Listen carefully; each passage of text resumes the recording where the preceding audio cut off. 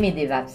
Alors venez nous soutenir en vous rendant sur tipeee.com/devaps et laissez-nous un petit tip. Merci d'avance pour votre participation. tipeee.com/devaps. Bien, bonjour, bienvenue dans dans cet 8e épisode de notre 5e saison. J'avais oublié de lancer l'enregistrement. Quelle ade. Bon, bah écoute, on va pas recommencer. Tout s'est bien passé pendant les Dev Day à Louvain-la-Neuve. Vous avez eu plus de 500 personnes. Ce n'est pas enregistré, malheureusement. Donc, il fallait payer sa place pour venir voir les speakers sur place, avec des speakers un petit peu partout. C'était international au niveau des speakers. Oui, tout à fait. Il y avait Laurent Bugnon. Oui, c'est ça. Si je prends la liste là, il y avait une personne de Dropbox qui est venue, une personne d'OVH qui est venue. Donc ça, c'était des personnes de France, d'Allemagne. Qu'est-ce qu'il y avait encore? Oui, Laurent Bugnon, lui, venait de Suisse. Il y avait des personnes de Belgique, évidemment, des Pays-Bas. Donc voilà, un peu partout. Enfin, la liste est complète. Vous allez sur devd.be/speakers et vous verrez la liste de tous les speakers qui étaient là. Il y avait Amazon aussi qui était présent. Oui, je vois Stack Overflow qui était présent. Donc voilà. Et la keynote, c'était sur quoi? La keynote, ça c'était intéressant. C'était Sven Peters de MongoDB qui est venu faire une présentation sur. En fait, le titre c'est en anglais, c'est Effective Developer, Work Smarter, Not Harder, c'est-à-dire plus la comparaison entre vraiment l'évolution. C'était pas tellement technique, mais l'évolution du travail de développeur, du travail d'informaticien de manière générale, de DevOps, et donc voir un peu comment se positionner, comment se placer en termes de gestion de temps, vers quoi il fallait aller, comment il fallait s'organiser, etc. Donc, non, c'était bien, c'était franchement intéressant. Ouais, il était top, vraiment. Bah Si oui, vous avez là une fois l'occasion d'aller voir cette personne en présentation, ça vaut vraiment le coup. ouais. Ok. Et donc ça, c'était effectivement une personne de MongoDB qui venait d'Allemagne, et bah voilà, qui est venue faire cette présentation. Intéressant. Donc oui, il y avait des personnes d'un peu partout. Pas que du Microsoft, comme on a souvent tendance à nous le reprocher un petit peu. Il y avait effectivement d'autres technos. Il y avait du web, il y avait du cloud, il y avait, je disais, de l'Amazon aussi, de l'Azure évidemment. Donc on essaie de faire un peu de tout, un peu tous les sujets pour rendre ça un peu agréable pour tout le monde et de découvrir aussi d'autres parcours et d'autres sujets. Ouais. Ok, merci. Et bien, juste avant de passer à la session concernant F# de Nicolas, est-ce que côté actualité, vous avez noté quelque chose cette semaine ou rien du tout? Personnellement, j'ai rien eu de bien spécial. Les DVD.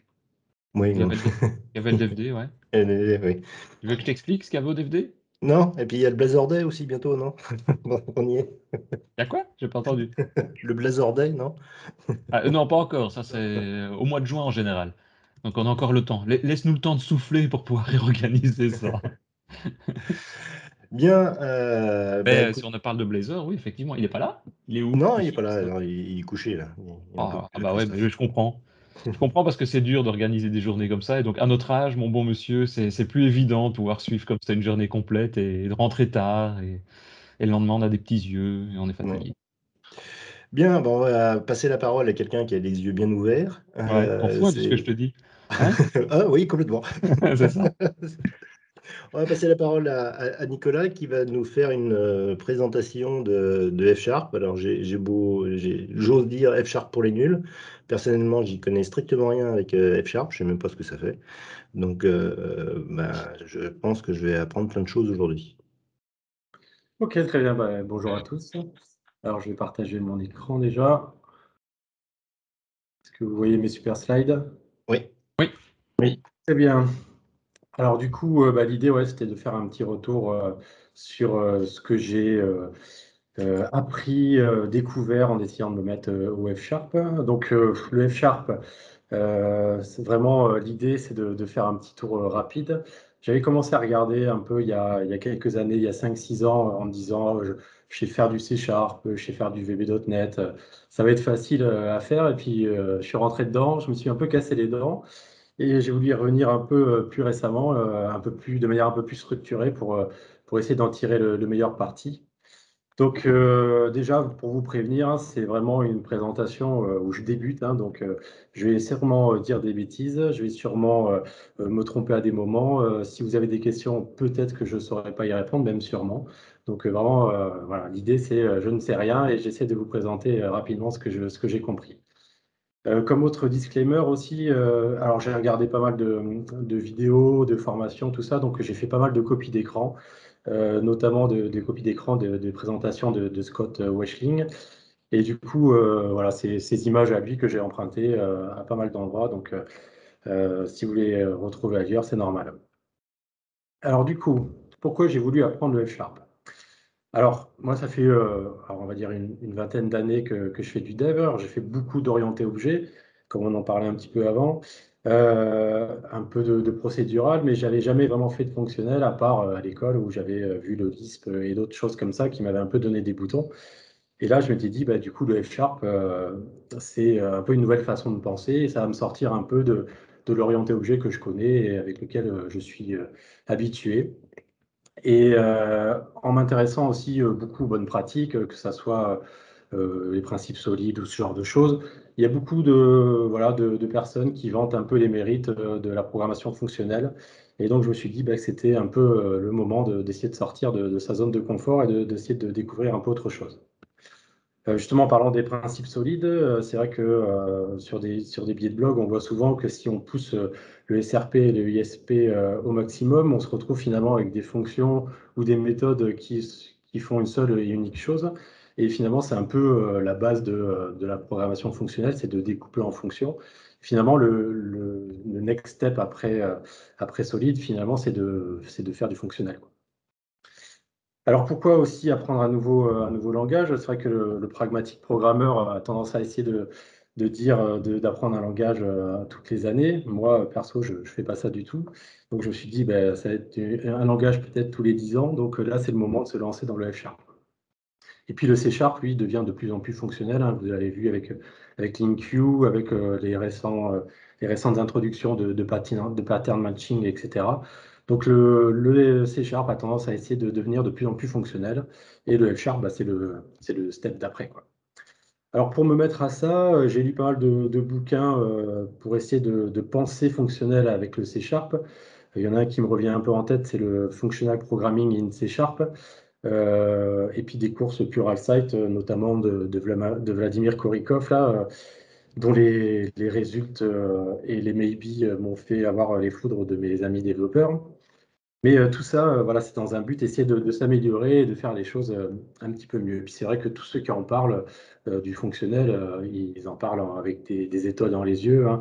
C'est vrai qu'il y a donc ce Scott Washling là, qui est l'auteur du site F-Sharp for Fun and Profit, qui en fait la promotion dès qu'il en peut.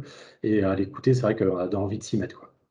Mark Seaman aussi, un blogueur assez connu qui s'est mis au F-Sharp, et même Uncle Bob, il fait du Clojure. Donc, toutes ces personnes ont tendance à aller vers le fonctionnel. Donc, mes mentors, ils vont, pourquoi pas moi, quoi. Donc voilà, on peut apparemment faire pas mal de choses avec le F-Sharp. C'est vrai que ce qui est beaucoup mis en avant, c'est d'avoir une modélisation propre du domaine. Avec le F-Sharp et avec ces types dont on va parler tout à l'heure, apparemment, on pourrait modéliser le domaine de manière super précise et super claire, notamment grâce au Discriminated Union. C'est un type un peu spécial dont je parlerai tout à l'heure. Il semblerait aussi que F-Sharp, ça soit bien pour faire du dev distribué. Quand on a atteint un peu la limite voilà, du single thread, on veut pouvoir passer à l'échelle, et le fait d'avoir des structures immutables par défaut, de ne pas avoir de nulle référence exception possible parce que par défaut, on n'a pas de nul en F-Sharp, tout ça a l'air de concorder vers le fait qu'on peut faire du développement distribué plus facilement. Et du coup, aussi, une des bonnes raisons qui me font venir vers le F-Sharp, c'est qu'il semblerait que ça soit plus facile de respecter la clean architecture avec ça. Donc, je vous en avais sûrement entendu parler, ou avec d'autres noms comme l'architecture en oignon ou l'architecture hexagonale, ce genre de choses. J'ai essayé de m'y mettre, c'est compliqué à faire appliquer par l'ensemble d'une équipe, et surtout à respecter dans le temps.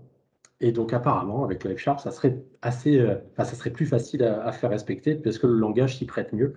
Et on retrouve notamment les notions de fonctions pures et de fonctions impures qu'on va pouvoir avoir, donc les fonctions pures plutôt à l'intérieur de l'oignon, là où on veut préserver l'immutabilité d'un modèle, et les fonctions impures du coup à la périphérie. Donc ça a l'air de bien se marier avec.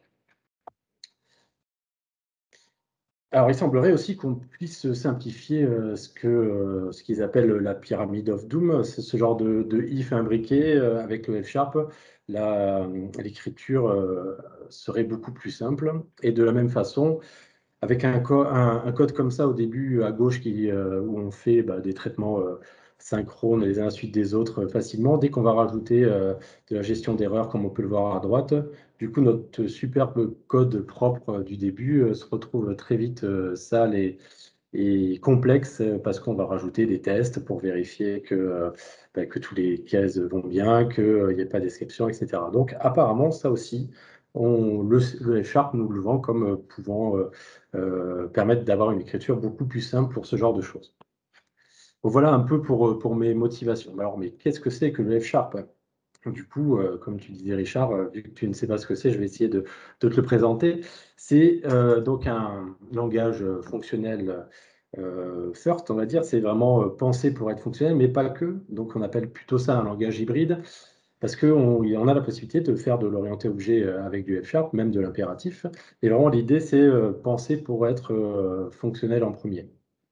Mais grâce au fait que ça soit utilisable avec le .NET, du coup, ça veut dire qu'on a toute la panoplie du framework .NET, donc toute la BCL, mais aussi tous vos packages NuGet préférés. Donc ça en fait une grosse force justement pour pouvoir faire le pas et aller vers le F#. Alors comment on se met au F#? Du coup, soit avec Visual Studio, soit avec VS Code aussi. Alors, Visual Studio, bien sûr, ça va être l'éditeur préféré dès qu'on va avoir des gros projets, mais avec VS Code, ce qui est super bien, c'est qu'on va avoir une extension pour pouvoir s'en sortir. C'est Ionide, ou Ionide, je ne sais pas comment on dit, F#, qui va permettre d'avoir une interactive window assez facilement. D'ailleurs, je vais vous montrer ça tout de suite. On a voilà, l'extension Ionide F# et qui nous permet d'avoir directement des fichiers ou des projets en F#. Donc le FS6, là, c'est pour, je ne sais pas si vous voyez bien, si vous voulez que je zoome ou pas. Non, c'est bon, c'est bon. OK. Et du coup, qui va permettre de faire d'avoir directement l'interactive en sélectionnant les lignes qu'on veut et puis en les exécutant directement. Donc typiquement là, sur un classique Hello World, avec ce plugin, en faisant Alt-Entrée, du coup, il peut m'exécuter directement le code qui est associé et puis voir le résultat ici donc du Hello World. Donc, ça, c'est la version facile. Et avec VS Code, ce qui est sympa aussi, c'est qu'on va avoir directement sur les lignes de l'éditeur. Donc, c'est pas moi qui ai écrit ces petits commentaires qu'on a à droite. C'est VS Code qui va me donner des indications sur ce qu'il a déduit de mon code. Donc là, typiquement, on voit que devine que ou est une espèce de variable qui va permettre de stocker une chaîne de caractères, que display est une espèce de, je dis espèce parce que je vais revenir en plus en détail sur ce que c'est après, une espèce de méthode qui va nous permettre d'afficher donc une chaîne qui est passée en paramètres, et l'appel de cette méthode produit au final le Word comme on peut le voir. C'est une extension qui n'est pas développée par Microsoft? C'est une bonne question. Je ne sais pas, je dirais non. Mais c'est vrai que je ne sais pas. Non, je ne crois pas que c'est Microsoft qui le développe ça. D'accord.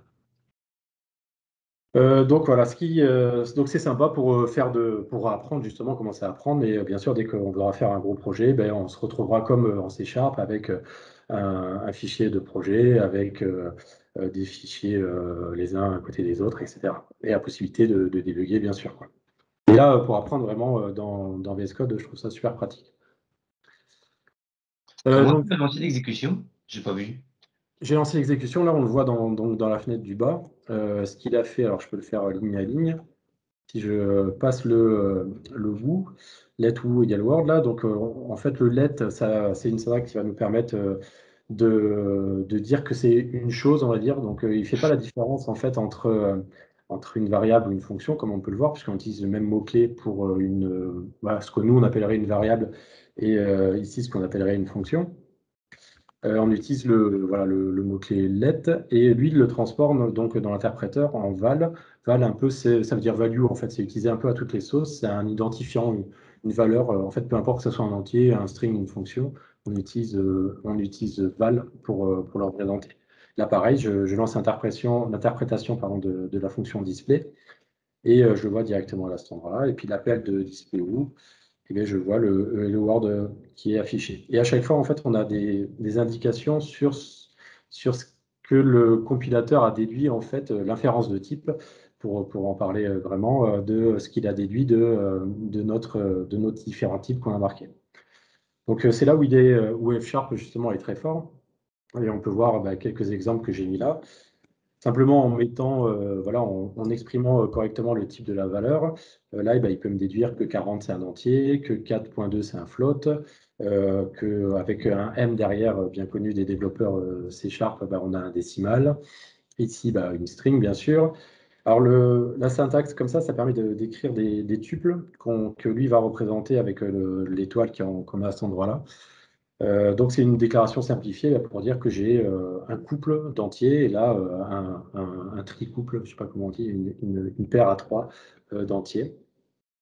On va avoir des descriptions assez simplifiées aussi pour construire des listes. Là, j'ai une liste de 0 jusqu'à 10. Là, une liste énumérée de chaînes de caractères ABC. Il y a une séquence de caractères qui va de A, donc qui fait tout l'alphabet, de A jusqu'à Z. De la même façon, ici, on va avoir des fonctions. Donc, ce qui est intéressant de noter ici, c'est qu'on va avoir là, ce qui nous met à droite, c'est qu'on a un premier paramètre qui est de type int, un deuxième paramètre qui est de type int, et que ça va renvoyer, donc, du coup, un type int aussi. Donc là, sans surprise, la somme de deux entiers va reproduire un entier. Et la façon dont lui, il écrit, en mettant int flèche, et int, c'est que en fait, ça va nous permettre de faire la composition de fonctions assez facile. Ce n'est pas vraiment des paramètres, c'est des choses qui sont appliquées à une fonction pour pouvoir produire un résultat à la fin. Et donc dans les deux lignes d'en dessous, ce qui est intéressant de noter, c'est qu'on a le retour unit. C'est un peu le void de C#, finalement. Il n'y a pas de retour. C'est voilà, simplement le fait qu'on va afficher donc une valeur avec le printfm. Typiquement, ici, j'ai défini deux fonctions avec la possibilité d'afficher une chaîne de caractères et un entier. Bien sûr, on a une vérification des types à la compilation. Donc, si j'appelle display str avec une chaîne de caractères, ça va fonctionner. Mais bien sûr, si je l'appelle avec un entier, il va râler parce qu'il attend un type entier. Donc, même si on ne précise pas les types lors de la déclaration de la fonction ou de la valeur, il y a quand même une inférence de type qui est faite et le langage est typé fortement, donc il y a une vérification des types à la compilation. Et de la même façon, le type display int avec une chaîne de caractères ne fonctionnera pas, alors qu'il fonctionnera avec un entier. Alors, on peut aussi aider le compilateur. Alors, je vais le montrer maintenant, en lui précisant le type des paramètres. Donc, si je veux lui préciser, si j'ai envie de l'aider sur la façon dont il va détecter, en fait, en lui précisant le type float, ici, je lui dis, je veux bien faire une addition de float. Toi, tu avais compris que c'était un entier, mais en fait, c'est des floats. Et là, du coup, comme il se retrouve à ajouter deux floats, je n'ai pas besoin de le préciser sur le Y parce qu'il le devine de suite. De la même façon, pour le string, si je veux lui préciser, il aura déduit de lui-même que c'est une fonction qui prend des strings en paramètres et qui renvoie une string à la fin. Donc vraiment, l'inférence de type, c'est une des grosses forces du F#. Et alors globalement, comment il fait sur cet exemple, on peut le voir là. Je lui fais une méthode toSomething en lui passant un F et un X. Il arrive quand même à trouver que c'est une fonction qui prend une fonction qui transforme un int en string et qui prend un int et qui va retourner un string. Donc comment il arrive à déduire ça? En fait, en regardant cette partie-là, il se dit que forcément X, c'est un entier puisqu'on peut l'ajouter à 1. Que ici, forcément, Y, ça va être un string parce qu'on va le concaténer à une chaîne. Et du coup, f, ça va être quelque chose qui va transformer un entier en string. Donc pour lui, la syntaxe, enfin la définition de la méthode est claire, c'est ce type qu'on va avoir dedans. Donc grâce à son inférence de type, et qui est quand même assez balèze parfois, il est capable de vraiment arriver à déduire vraiment sans avoir à expliciter à chaque fois le type des paramètres. Ça, c'est une des grosses forces du F#. Et là, ici, on a une espèce de bête avec une apostrophe devant. En fait, c'est un peu l'équivalent de nos génériques en C#. C'est ce qu'on appelle le type paramétrisation. C'est la possibilité de passer un peu n'importe quel type. Donc, dans une méthode ici, on voit qu'il prend en paramètre quelque chose et qu'il est capable de renvoyer un unit, et qui prend en deuxième paramètre une séquence de quelque chose et qu'à la fin, il va retourner un unit. Donc, ce qui va nous permettre d'exécuter cette fonction, soit en lui passant donc, un tableau, enfin une séquence d'entiers, ou soit en lui passant une séquence de lettres. Donc, c'est voilà, un peu l'équivalent des génériques. Ça, c'est assez sympa. Allez, je reviens un peu sur la présentation. Alors, bien sûr, dans fonctionnel, il y a fonction, hein, forcément. L'idée, c'est de développer grâce à des fonctions. On a une fonction qui est un truc, on va dire une boîte noire qui va nous permettre ici de transformer une pomme en une banane. Et grâce à ça, on va pouvoir composer les fonctions. Forcément, si on transforme avec une fonction 1 une pomme en une banane et qu'on a une fonction 2 qui transforme une banane en une cerise, on va être capable de composer les deux et de transformer en fait une pomme en une cerise sans avoir vraiment à se préoccuper de ce qu'il y a à l'intérieur. Et c'est voilà, une des grosses forces de la composition de fonctions. C'est le but du jeu, c'est de composer des fonctions un peu comme on utilise des pièces de Lego. Les assemblant, on va finir par arriver à avoir une application. Et finalement, c'est un peu ce qu'on fait aujourd'hui, hein. On a plein d'opérations de bas niveau qu'on va composer ensemble pour faire, par exemple, un service de validation d'adresse. Et en composant ces différents services, on va avoir un use case. Et finalement, en composant tous ces use cases, on va avoir une application. C'est un peu le principe, c'est de se dire, on divise toutes les petites tâches en plein de petites fonctions, et en les composant, on arrive à faire une application. Alors, je vous ai parlé un peu des types vite fait, mais sachez qu'on a la possibilité de créer nos propres types. Alors, il y a deux grandes familles de types, ce qu'on va appeler les types end, qui est un peu l'équivalent de nos records qu'on va avoir en C# ou des tuples. C'est une composition de plusieurs éléments. Voilà, la salade de fruits, on va avoir une pomme, une banane, une cerise. Et on fait ça assez naturellement en F#, un peu comme on le fait en C#. On définit ici un type customer.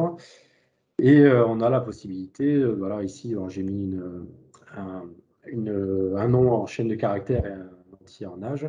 On a la possibilité de créer une instance de cette. Alors, je ne vais pas appeler ça classe, même si ça ressemble un peu, hein. C'est vraiment un type customer, et la possibilité de le créer avec voilà, les différentes valeurs associées aux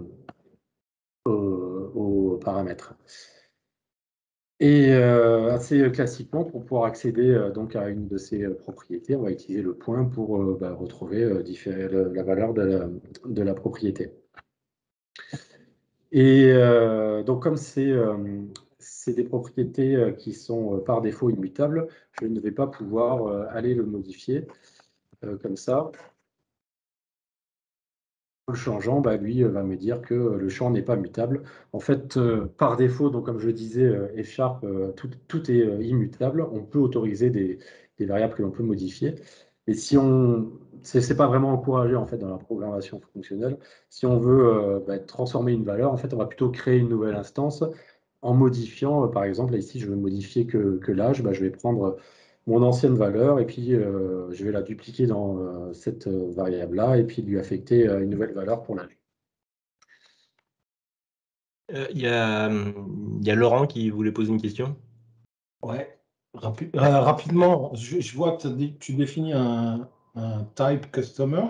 Ouais. Quand tu fais le let Nico, il est inféré ce type? Ouais, c'est ça, tu le vois marqué ici, il arrive à déduire en fait que Ouais. grâce au name et grâce à la propriété âge, il a lui un type qui correspond à ça et il arrive à déduire que c'est un customer. Et typiquement, Et on le voit dans la fenêtre d'en bas là, il arrive à trouver que c'est un customer avec Nico et 42, quoi. ouais, ma question, en fait, c'était si j'avais un autre type qui serait personne, qui aurait les mêmes propriétés, name et age, comment il s'en Ouais. sortirait? Il ne Tu pourrait pas serais s'en obligé sortir. tu serais obligé de lui dire Faut le spécifier. que tu veux que ça soit un personne à cet endroit-là, quoi. D'accord. Ok. C'est par défaut, il va être assez malin pour trouver quelque chose qui ressemble. Et si c'est pas le cas, bah, va falloir l'aider, quoi. Ok. Ce qui est super intéressant et qui n'existe pas en C#, c'est ce qu'on appelait le type OR, en fait, qui est pompeusement appelé le Discriminated Union. C'est la possibilité d'avoir en fait une composition de différents types. Là, on a le casse-croûte là qui est soit une pomme, soit une banane, soit une cerise. Et ça, c'est clairement un truc qui n'existe pas en C# et c'est une des forces justement de F#. Et si on avait voulu modéliser un truc comme ça en C#, on aurait sûrement utilisé de l'héritage en créant une classe abstraite Snack et en créant des classes dérivées Apple, etc. Pour essayer de mimer un peu cette fonctionnalité ici. En quelques lignes, on a un type qui est complet et qui voilà, est une possibilité en fait, de mettre plusieurs valeurs dedans. Donc concrètement, ça ressemble à ça. Ici, si je veux représenter une forme qui peut être d'un type, enfin qui peut être soit un carré, soit un rectangle, soit un cercle, je vais les définir de cette façon.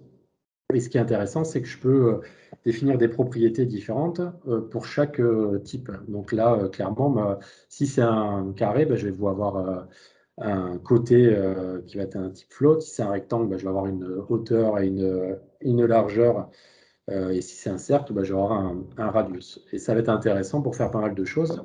Ici, je vais être capable de définir donc, un carré, un rectangle et un cercle. Donc là, tu vois, on voit la syntaxe pour lui spécifier exactement comment, enfin, pour lui dire quel type, enfin, quel sous-type il va être. Et on va pouvoir faire des choses, notamment avec le pattern matching, pour lui dire, dans le cas où j'obtiens une shape, si j'ai un carré, je vais afficher son côté. Si j'ai un rectangle, je vais afficher le reste, etc. Donc voilà, pour la petite démo, si j'affiche le square, il va être capable de, grâce à la méthode display, le pattern matching, de m'afficher que la partie qui correspond à lui.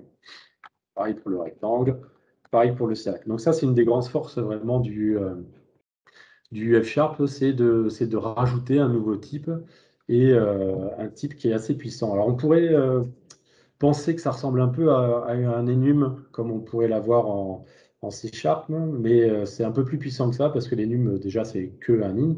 Là, on peut mettre un peu ce qu'on veut, on peut mettre des types plus puissants et F# en fait garantit l'intégrité des types, justement, grâce à son moteur d'inférence et grâce à son typage fort, il va être capable de vérifier qu'on ne fait pas n'importe quoi. Damien, Ouais, oui, pardon. je t'interromps une seconde. Damien, ce serait bien que tu mettes ton micro. Voilà, merci. Oui, voilà, c'est mieux. C'est juste pour savoir, est-ce que tu peux avoir un mix des deux? Oui, bien sûr, tu vas pouvoir créer des types qui vont contenir des propriétés comme on l'a vu ici, et aussi une propriété qui va être une option, enfin un choix multiple parmi plusieurs valeurs. Ouais. Ouais, clairement, tu peux faire ça. Ouais. Et je vous montrerai un exemple après, justement. Donc oui, par rapport à l'enum, c'est quand même un peu plus puissant que ça. Et il y a donc une discriminité d'union qui est intégrée au langage, qui est très puissante, qui est l'option, justement, avec, je vais en parler juste après, voilà, j'ai le slide qui est ici, qui va permettre de représenter la présence d'une valeur ou son absence. En fait, ce qu'on pourrait faire en C# avec nul pour représenter l'absence d'une valeur, ici, on va avoir voilà, un type option qui va être soit de type somme avec la valeur de la valeur qu'on veut récupérer, soit l'absence justement de ce truc-là. Donc là, tu vois justement un type qui est composé avec plusieurs choses. Et là, on voit clairement l'intention. le middle initial, on voit que c'est quelque chose qui est optionnel. On sait qu'on n'aura pas un nul. On sait que si on a un none, c'est que la valeur n'est pas présente. Et typiquement, si j'ai besoin d'aller chercher une valeur en base de données à partir d'un ID, mais que l'ID il n'existe pas en base, plutôt que de retourner nul, je vais retourner plutôt que je n'ai pas trouvé la valeur en utilisant l'option et la valeur none. Et si bien sûr j'ai retrouvé quelque chose, je vais renvoyer le somme avec la valeur. Et derrière, ça va nous permettre de faire du pattern matching une fois qu'on a récupéré cet élément. Et si on a somme de quelque chose, on va pouvoir extraire cette valeur. Et si on a none, peut-être faire passer à la suite ou faire autre chose, quoi. Donc voilà, ça c'est vraiment un truc qu'on n'a pas en C# et qui est super intéressant et qui va nous permettre de modéliser le domaine de manière très précise. Donc là, je vous montre un exemple que j'ai vu dans une des présentations. Donc on a des types OU, on a des types et, on a des paires, enfin des tuples. Et clairement, rien qu'en lisant la description, on comprend de quoi il s'agit, quoi. C'est vrai que ça va permettre d'être très puissant et de ne pas avoir de cas bizarres. Typiquement, si j'ai une carte, forcément, elle va être d'une couleur voilà, cœur, carreau, pique et trèfle. Et je ne vais pas pouvoir mettre autre chose dedans parce que le compilateur va m'assurer que c'est pas que faut que ça soit dedans, quoi, que ça soit dans la liste. Si j'ai un enum en C#, je vais pouvoir le caster avec n'importe quel entier et je pourrais avoir des valeurs aberrantes. Donc voilà, ça c'est vraiment, en tout cas, c'est ce qui est vanté comme une des grandes forces. Moi, j'ai pas encore eu l'occasion de travailler sur des projets qui arrivaient à un tel niveau de complexité, mais c'est ce qui est mis en avant justement pour avoir une modélisation sympa du domaine. Alors du coup, je suis arrivé, je crois, à la fin de mes petits exemples dans les VS Code. Pour m'entraîner, alors il y a un site qui est sympa, qui s'appelle Coding Game, je ne sais pas si vous connaissez, vous avez déjà essayé. C'est des petits exos à résoudre sous forme de jeu et il y a différents langages et donc il y a le C# et il y a aussi le F#. Alors là, c'était un exemple où il fallait déterminer, c'est dans les trucs les plus faciles à faire, hein, il fallait déterminer quelle était la hauteur maximale à chaque tour d'une montagne pour pouvoir tirer dessus et l'exploser. Donc voilà comment je l'avais fait en C#. Et puis du coup, je me suis mis à la faire en C#, pardon, comment je l'ai fait en C#, donc avec une boucle assez classique, et puis je note la hauteur maxi, et puis au prochain tour, je regarde si c'est plus grand, etc. Et je me suis voilà, entraîné pour le faire aussi en F#, et voilà comment je l'ai fait. Du coup, c'est vraiment une autre façon de penser. J'ai utilisé une liste, donc plutôt que d'avoir une boucle, en fait, je l'ai fait donc avec une séquence de 0 jusqu'à 7 que j'ai appliqué. Alors, le petit signe qu'on voit ici, c'est la composition de fonctions, en fait. Donc, c'est ce qu'on a vu au tout début. Donc, j'ai une liste à laquelle j'applique en fait une transformation où là, en l'occurrence, je récupère le contenu de la console. Je rapplique une autre transformation pour pouvoir faire déterminer le max. Alors là, c'est un mot-clé un peu particulier qui permet de prendre le premier élément de la liste et puis je l'affiche. Et du coup, ça m'a permis de faire cet exemple voilà, dans un autre mode de pensée et de résoudre, on va dire élégamment, le problème avec le F#. Mais ce qui fait qu'on peut aussi utiliser cette même façon de penser en C#, puisque, rappelez-vous, le C# est de plus en plus fonctionnel aussi. De la même façon, j'ai pu alors, presque transformer de la même façon, puisque au moment où j'avais fait le .NET 6, n'était pas encore sorti, donc je n'avais pas la méthode MaxBy. Donc là, elle est présente en .NET 6. Et finalement, on peut résoudre le même problème en faisant un énumérable range, une projection avec un select donc, qui va correspondre au map qu'on va voir ici. Donc le max by que là j'ai remplacé avec un order by descending, et puis prendre le premier élément et puis afficher. Donc finalement, en faisant du F#, j'arrive à un peu changer ma façon de penser en C# voilà, voir d'autres possibilités de comment résoudre la problématique. Donc, si jamais ça vous intéresse de vous mettre F#, n'hésitez pas sur ce site. Il y a donc un compilateur qui est intégré. Il y a plein de tests qui permettent de vérifier la solution et c'est sympa pour s'entraîner, quoi. Tu nous rappelles le lien du site? C'est Coding Game. Coding Game. Donc voilà, alors c'est marrant parce que j'en ai fait plusieurs des exos, puis souvent je commence par la version F Sharp, et puis après j'essaye en C Sharp, et puis donc en C Sharp je le fais en 5 minutes, et puis il y a un exo où j'ai mis 3 jours pour le faire en F Sharp, alors bien sûr parce que je débute hein, et que j'ai des problèmes de syntaxe à des moments, donc arriver à se mettre dans ce mode de pensée, et puis voilà, à résoudre les petites problématiques. Finalement, on redevient débutant hein, en F Sharp. J'ai vraiment l'impression de ne pas arriver à capitaliser sur tout ce que j'ai appris jusque-là. Et ça fait du bien, des fois, de revenir un peu débutant et de se reprendre des claques en se disant que finalement, on a beau faire du dev depuis 20 ans, on apprend toujours des choses. Et là, clairement, c'est voilà, des petits trucs là, qui m'ont pris 3 jours à faire. Pourtant, en C Sharp, je l'ai fait en 5 minutes. Et alors, dommage que Christophe ne soit pas là parce que on peut faire du Blazor avec F Sharp. Alors, du Blazor, j'exagère un petit peu, mais on peut faire du WebAssembly. Alors, je vais vous montrer. Donc, grâce au projet Bolero, là, que je vous ai mis le lien ici. Donc, ça, c'est le template par défaut. Je vais l'exécuter comme ça va être plus simple. Donc, on a une application complètement faite en F Sharp et qui va générer derrière du WebAssembly. Donc, c'est le même type d'exemple qu'on va avoir avec le template par défaut de F Sharp et là, de Blazor, pardon. Et là, on va avoir la possibilité de faire du WebAssembly en Blazor. Pardon, en F Sharp. Je me mélange. Et alors, la syntaxe, par contre, ne vous attendez pas à retrouver du Blazor, hein, c'est vraiment du F Sharp et c'est sur base d'un moteur de templating qui est pas, voilà, qui est pas du tout comme du Blazor. On va retrouver une syntaxe un peu particulière.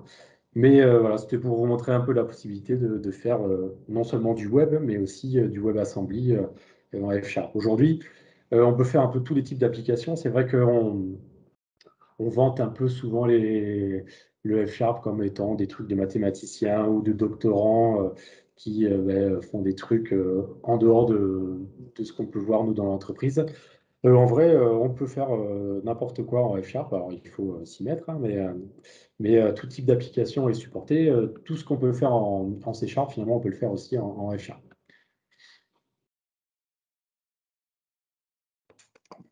Voilà, j'ai fait à peu près le tour. Alors, pour conclure, je dirais que c'est sympa de se mettre au F Sharp, mais c'est pas facile. J'ai un peu galéré. Alors j'ai suivi beaucoup de présentations, j'ai regardé un peu plein de vidéos, vous avez trouvé plein de choses aussi. Si vous cherchez un peu sur YouTube, sur Pluralsight aussi, il y a des présentations qui sont assez intéressantes. Il faut s'y mettre. C'est vrai que pour l'instant, je ne suis pas du tout à l'aise. J'ai fait que des petits trucs pour m'entraîner, mais je n'ai pas encore franchi le cap de faire un gros projet qui va utiliser voilà, des bibliothèques du framework.NET, d'aller lire en base de données, des disques durs sur des fichiers, etc. Donc, je vais y aller, hein, promis. Mais pour l'instant, voilà, je dirais que ça vaut le coup de s'y mettre pour essayer d'élargir un peu sa façon de penser, mais finalement, peut-être c'est plus pour prendre des choses et se les répatrier un peu dans le monde du C Sharp, vu que lui a tendance à devenir de plus en plus fonctionnel, et de prendre les bonnes choses du F Sharp et puis les mettre dans du C Sharp, et puis quand vraiment on a envie de franchir le cap, de basculer sur le F Sharp. Ça me semble pour nous qui avons un passé enfin une habitude, on va dire, à travailler avec du .NET, le pas le plus facile pour s'y mettre, quoi. Ok. Bon, c'est super intéressant. Toi, tu dirais quel est j'allais dire, quel est le principal avantage, qu'est-ce qui ferait que faut à tout prix s'y mettre? Enfin, est-ce qu'il y a un domaine dans lequel tu verrais parce que le nombre de développeurs qui sont sur F Sharp est quand même assez limité, non? Non, non, pas forcément. Tu peux vraiment faire un peu tout. Après, moi, je dirais, il faut s'y mettre pour un peu les raisons que j'ai citées au début. C'est vrai que ça va te forcer à avoir une structure très stricte dès le départ, de partir sur des types qui sont immutables par défaut. Ça, Alors, ça apporte de la complexité quand on n'a pas trop d'habitude, mais après, ça permet vraiment d'éviter les effets de bord, justement, hop, telle méthode a modifié telle propriété de telle valeur et je m'attendais à ce qu'elle soit remplie ici. Ben là, au moins, le contrat, il est clair, on a des valeurs immutables, donc au moins, on est sûr qu'elles n'ont pas été modifiées par un thread à part ou par une autre méthode, etc., quoi. Donc, ça va vraiment, je trouvais, apporter une discipline, en fait, dans la façon de construire les applications. Alors, j'espère, pour le meilleur, apporter vraiment des choses propres et tendre un peu voilà, vers des clean architectures ou ce genre de choses, peut-être un peu plus facilement. Ok. Il y en a qui ont des questions à poser. Est-ce qu'il y a d'autres personnes qui ont déjà touché à F# dans l'assistance? Pas du tout. Bon, j'ai touché un petit peu, mais rapidement. Après, Ouais. c'est moi à l'école, j'avais fait du Camel, donc avec langage fonctionnel qui ressemble très fortement à F# aussi. Donc, en termes de syntaxe, c'est quasiment la même chose, sauf que tu n'as pas accès à .NET. Mais ouais, non, c'est intéressant. Surtout en F#, je ne sais pas si tu avais présenté les type providers. Non, j'en ai Ouais, pas ça, parlé. Moi, c'est un des C'est un trucs peu qui plus avancé là, mais pour tout ce mais qui est ouais. accès aux données, par exemple, c'est vraiment cool tu as un fichier JSON, tu dis bah, crée un type à partir du fichier JSON en gros, Ouais, c'est ou bluffant. d'un call HTTP ou de plein de choses, et du fait, tu restes fortement typé sans écrire la moindre ligne de code, quoi. Des choses comme Ouais, ça, ça. c'est Donc, vraiment bluffant. ouais. Ouais, c'est une sorte de fichier contrat que tu utilises pour générer tes types, quoi. Ouais, c'est ça. Ouais, en gros, mais tu peux faire. C'est très très puissant en fait. Donc, tu peux faire ça pour du CSV, pour des bases SQL, pour des choses vraiment assez complètes, quoi. Ouais, même du JSON, et c'est vrai que c'est beaucoup mis en avant dans les présentations. C'est une des forces justement avec l'interactive window là, de pouvoir découvrir une API ou un fichier, effectivement, le requêter comme ça directement, quoi. Ok. Bon, vous aviez d'autres commentaires? En parlant de immutabilité, il y a Mitsu qui a fait une présentation lors de DevD sur l'immutabilité en C#. Oui. Il parle notamment justement des records, etc. Oui, c'est vrai il y a des fonctionnalités de F# qui apparaissent, comme tu disais, Nicolas, de plus en plus à l'intérieur de C#. Bah, il parle de discriminated unions dans C# 11, hein. 11. Ouais, une issue pour ça, ouais. Ah, c'est bien. C'est pratique ça en plus, hein. Ok, bon, bah écoute, Nicolas, bah, c'était très intéressant. Moi, ça nous sort un petit peu des sentiers habituels. Ça élargit notre vision sur l'ensemble des langages qui sont proposés justement par Microsoft. Et c'est sorti en quelle année, le F#, les premières années, tu sais pas? Bonne question, mais c'est assez vieux quand même. Je dirais bien. Ouais, je sais plus, je vais dire une connerie, je crois. Aujourd'hui, on a la version 6. Je dirais bien que ça date. Ouais, faut que je vérifie. Ouais, bon, Une dizaine d'années au moins. Ouais, je dirais bien 2010, un truc comme ça. Ok. Sur Wikipédia, il dit que c'est sorti en 2002, la première version. Ça me paraît loin.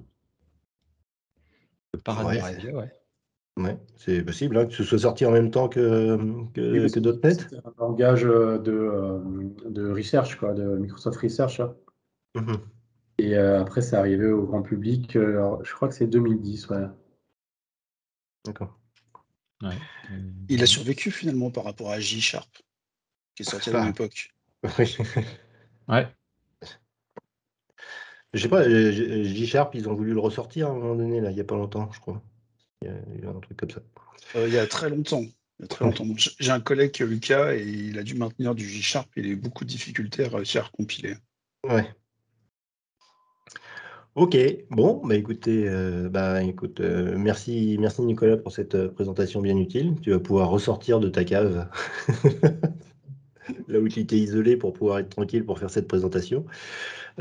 Écoutez, on se retrouve la semaine prochaine. Alors normalement la semaine prochaine, il y a Yon qui devrait nous parler d'IoT. Alors il m'avait dit que normalement c'était bon, mais là ça fait quelques temps que j'ai pas eu de confirmation. Si vous avez des sujets sur lesquels vous voulez qu'on parle dans un des prochains meet-up, n'hésitez pas. En attendant, écoutez, portez-vous bien. Et puis à la semaine prochaine. Ciao tout le monde. Salut. Ciao. Merci Nicolas.